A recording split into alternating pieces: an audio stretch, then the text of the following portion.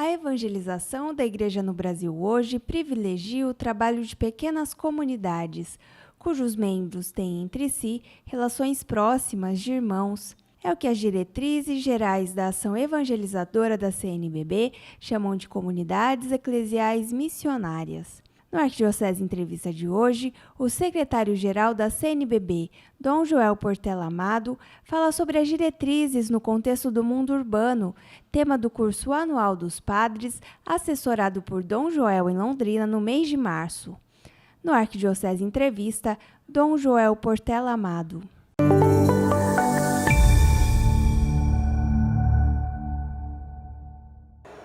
Olá, bem-vindos ao Arquidiocese Entrevista. Nossa conversa de hoje é com o Bispo Auxiliar do Rio de Janeiro e secretário-geral da Conferência Nacional dos Bispos do Brasil, Dom Joel Portela. Dom Joel está em Londrina para ministrar o curso anual dos presbíteros, que trata sobre as diretrizes da evangelização da Igreja no Brasil. Olá, Dom Joel, muito obrigada, seja bem-vindo. Obrigado, Juliana, a você e a toda a querida Arquidiocese de Londrina, que me recebe de braços abertos. Dom Joel, as diretrizes da CNBB para a evangelização falam de 4 pilares da evangelização. Isso nos remete à figura de uma casa. Explica para a gente essa ideia. A casa é mais importante do que os pilares, porque ninguém constrói apenas pilastras. Você constrói a casa e as pilastras vivem em função da casa. A imagem da casa quer dizer o seguinte: você hoje precisa que a igreja esteja presente junto às pessoas lá onde elas estão, formando pequenas comunidades dos mais diversos tipos, das mais diversas formas. Por isso a imagem da casa. A semelhança de uma casa onde vive uma família, a semelhança de algumas casas que formam um pequeno quarteirão, assim deve ser a experiência da igreja, descentralizada, setorizada, capilarizada. Em linhas gerais, qual o significado desses pilares? Eles são o sustento, mas não apenas da casa, eles são o sustento de qualquer experiência de igreja. Palavra de Deus, oração, liturgia, caridade e ação missionária. Para existir igreja, isso aqui tem que estar presente. Só que hoje, na medida em que se vive um processo, na linguagem do Papa Francisco, de igreja em saída, esses 4 pilares eles tomam uma forma muito específica de viver o contato com a palavra de Deus, de viver a oração e a liturgia, de viver a caridade e de viver a missionariedade. Mas isso sempre existiu. Hoje tem um formato diferente. O primeiro pilar é a palavra. Toda evangelização funda-se necessariamente na palavra de Deus? Lembra da frase de São Jerônimo, não é? Ignorar as Escrituras é ignorar o próprio Cristo. É conhecidíssima essa frase. E um dos problemas dos católicos é esse não contato com a palavra de Deus.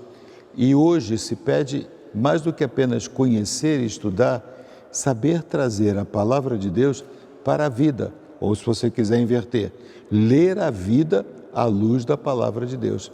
Isso se faz pela leitura orante e pelos diversos outros métodos que existem de contato com a palavra de Deus. Segundo pilar, o pilar do pão.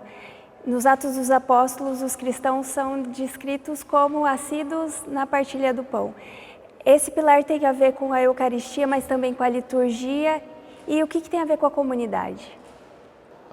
A igreja vive da Eucaristia, a Eucaristia faz a igreja, é o velho provérbio, ainda que com outras palavras. Nesse sentido, as pequenas comunidades articuladas em rede de comunidades ou comunidades de comunidades, elas são convidadas a, em alguns momentos, se possível, pelo menos aos domingos, elas se reunirem na igreja matriz, na grande capela, para celebrar a Eucaristia. Por esse Brasil afora tem ainda uma experiência muito interessante de padres que durante a semana vão percorrendo essas pequenas comunidades, igrejas na casa, celebrando a Eucaristia. Sem a Eucaristia se vive a experiência de igreja muito limitada, faltando um pedaço. Terceiro pilar, a caridade, que é o centro da mensagem de Jesus Cristo, mas como o Papa Francisco falou, não é apenas filantropia, né? Como as igrejas, as comunidades viverem a verdadeira caridade? As pequenas comunidades, como você colocou bem, elas traduzem para a realidade do nosso tempo a prática da caridade. O que, no caso, a Igreja nas Casas pede é que se aproveite o conhecimento. Você mora na mesma rua, você sabe quem está doente, por exemplo, lá.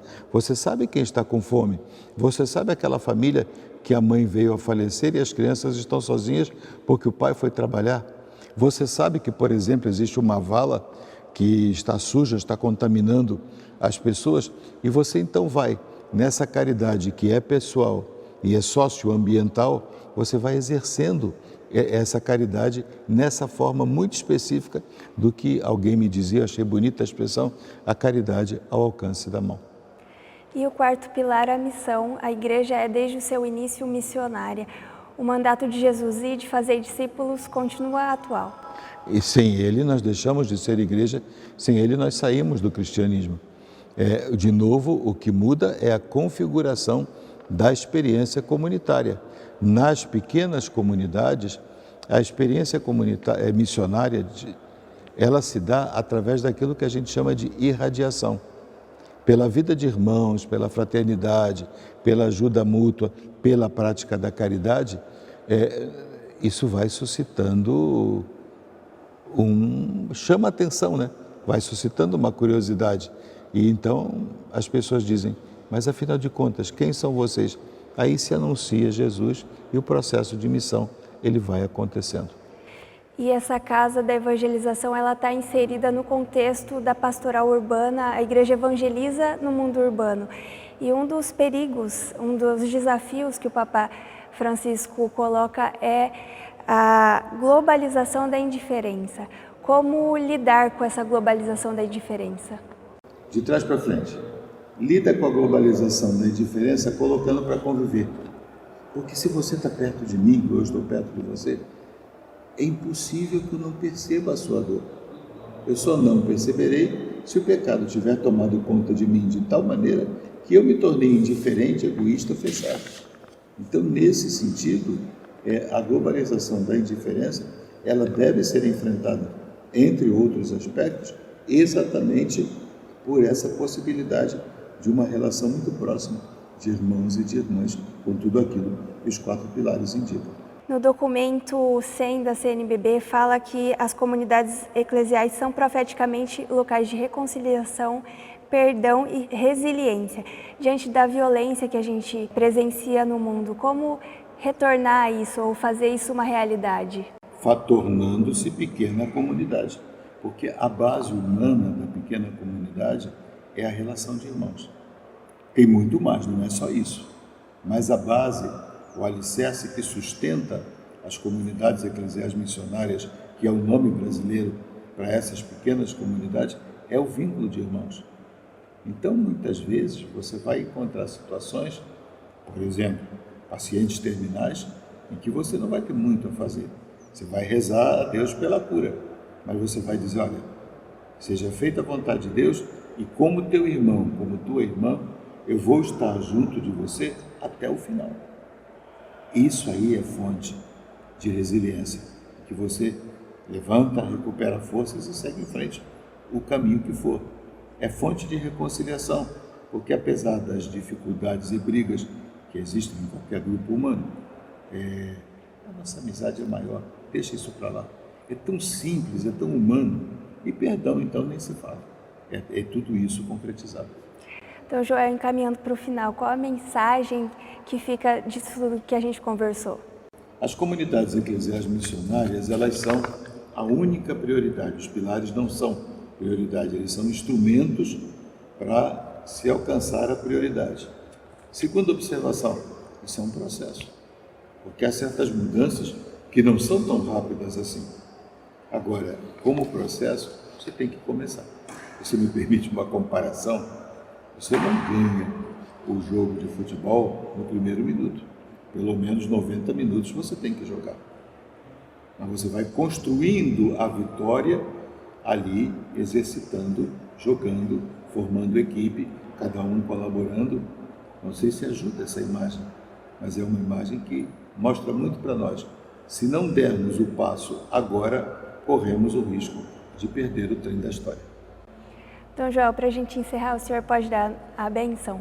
Com certeza.